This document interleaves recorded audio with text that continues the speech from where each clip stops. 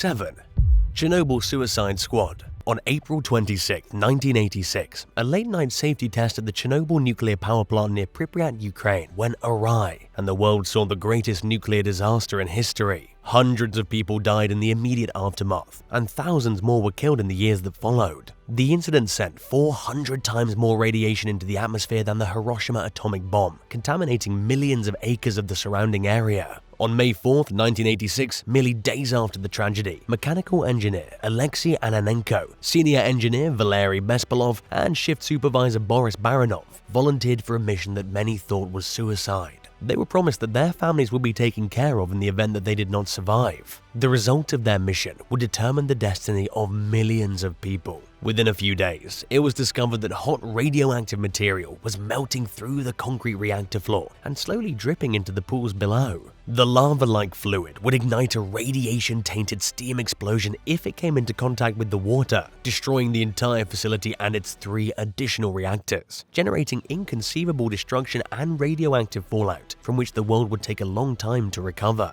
The pools, which held around 20 million liters of water, needed to be drained, and the only way to do so was to physically close the appropriate valves in the now flooded basement. The crew was successful in locating the valves and draining the water, finishing the job before the molten radioactive steel could reach it. Their bold actions saved millions of lives. In the decades following the catastrophe, it was stated that the men had passed away from acute radiation sickness. In actuality, though, all 3 of them lived. As of 2015, it was believed that 2 of them, Ananenko and Bespalov, were still alive. Boris Baranov, the shift supervisor, died of a heart attack in 2005. 6.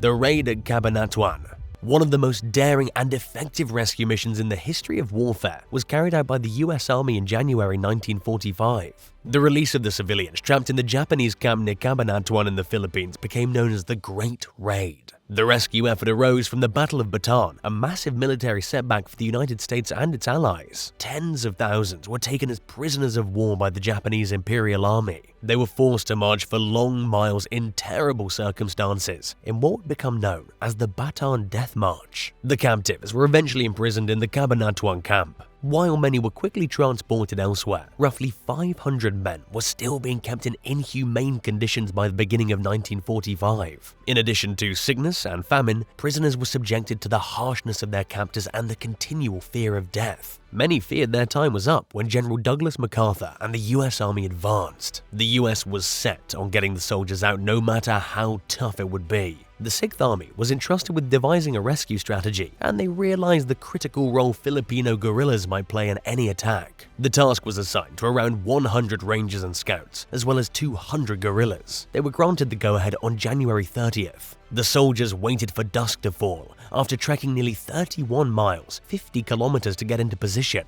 Then, they all attacked at once. The guards were distracted as a special P-61 Black Widow night fighter jet approached. When the Americans and Filipinos entered the camp perimeters, the Japanese were taken off guard. In a quick but violent engagement, an estimated 500 Japanese troops were slain. Only 4 Americans were killed, and almost everyone was securely brought back over American lines to safety. The Cabanatuan raid was more than just a stunning military success. The men who'd been rescued were able to recount the narrative of the Bataan Death March. The American people were shocked, and they vowed once more to support the Pacific War effort. President Roosevelt thanked the troops participating in the rescue effort for their deeds, and their bravery that night has inspired several novels and films. 5. Bat-21 Bravo. Rarely has a country's military gone to such lengths and been ready to make such sacrifices for the sake of one man's life. The US was anxious as Lieutenant Colonel Isil Hambleton took to the skies of North Vietnam. If apprehended, Hambleton could be forced to reveal vital information. On April 2, 1972, Air Force navigator Lieutenant Colonel Isil Gene Hambleton was flying over enemy territory in an electronic warfare plane with the call sign Bat-21. The plane, which was carrying a crew of 6, was suddenly attacked. The tail was blown off by anti-aircraft fire. Hambleton was able to bail out with a parachute as the aircraft plummeted to the ground. he landed just south of the line dividing the two combatants. Even worse, Hamilton had been identified as a vital expert in electronic surveillance by North Vietnamese intelligence. They recognized the 53-year-old was out in the jungle and were determined to apprehend him, dead or alive. The Americans immediately initiated a rescue effort. They knew roughly where Hamilton was because a forward air controller pilot had maintained communication with him as he parachuted to the ground. Nonetheless, the Air Force officer saw the necessity of getting to a location where he could be rescued. He was able to communicate over the radio and in code using the names of American golf courses, so his comrades understood where to pick him up. In the hopes of recovering their soldier, the Americans dispatched a scout jet. This was shot down, forcing both pilots to bail out. 6 troops were killed while carrying out a rescue effort for them.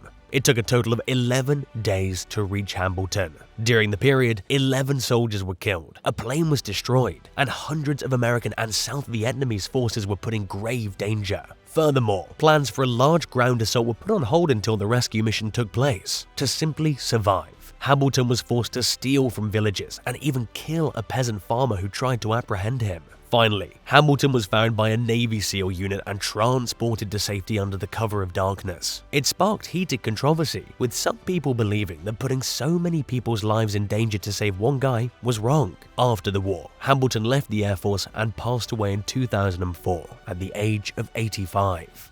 4.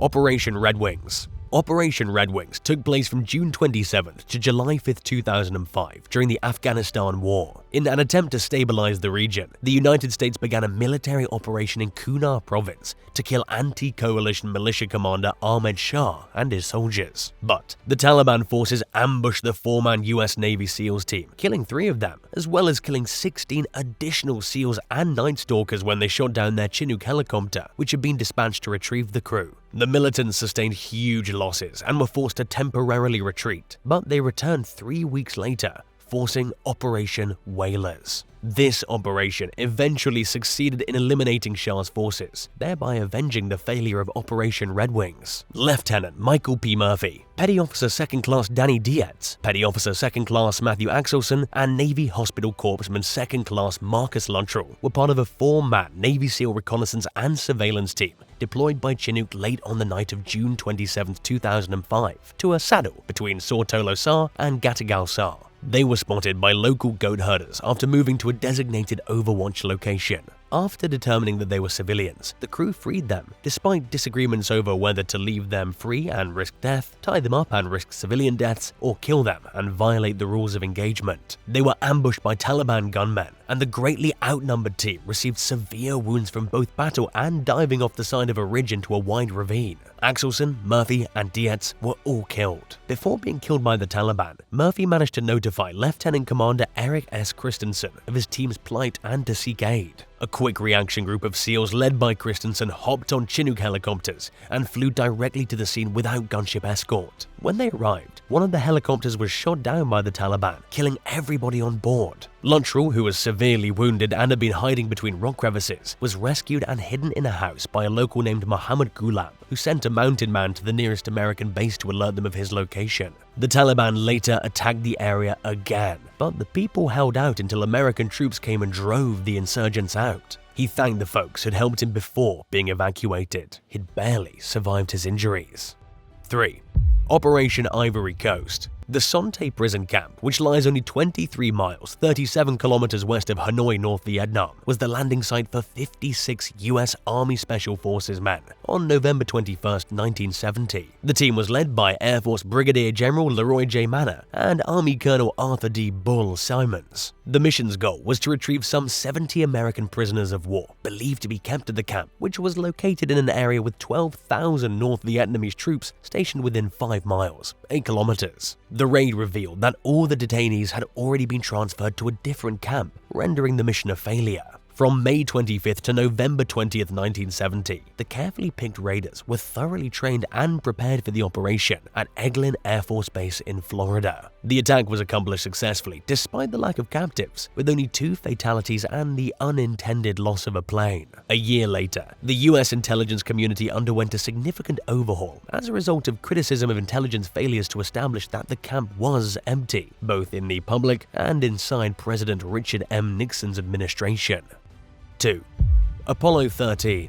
Apollo 13 was the third mission that was supposed to land on the moon. The craft launched on April 11, 1970, but 2 days later, on April 13th, the space shuttle was having some trouble. An explosion shook the aircraft at 9:08 p.m., roughly 56 hours into the trip. The second oxygen tank had blown up, cutting off the usual supply of oxygen, power, light, and water. "Houston, we've had a problem here," Jim Lovell informed Mission Control. The command module, CM, was leaking oxygen and losing fuel cells at a fast rate. The moon landing mission was called off since they weren't going to be able to breathe for much longer. Oxygen was also used in the fuel cell to generate electricity, so not only were they going to suffocate, but they shut off all their electrical equipment, including their heaters, and they got extremely cold. The astronauts went to the lunar module to survive and use it as a sort of lifeboat. The LM was designed to transport humans to the moon's surface and back. Hopefully, it would be enough to take them back to Earth. Navigation was extremely challenging, and the crew and Mission Control had to calculate the modifications in propulsion and direction necessary to return the ship to Earth by hand. As they approached the Earth, they weren't even sure that their parachutes were going to work. On April 15, 1970, the crew of Apollo 13 achieved a Guinness World Record for the furthest distance traveled by humans from Earth. They were 158 miles, 254 kilometers from the lunar surface on the moon's far side, and 248,655 miles, 400,171 kilometers above the Earth's surface. For 3 days, Jim Lovell, Fred Hayes, and Jack Swigert huddled in the freezing lunar module, and Hayes contracted an illness. On April 17th, the repressurized command module was successfully powered on, and they were able to re-enter the Earth's atmosphere. Everyone held their breath, but the astronauts had returned home safely. While the astronauts didn't make it to the moon, the mission was considered successful, since they were able to bring the astronauts home safely on a severely damaged ship. 1.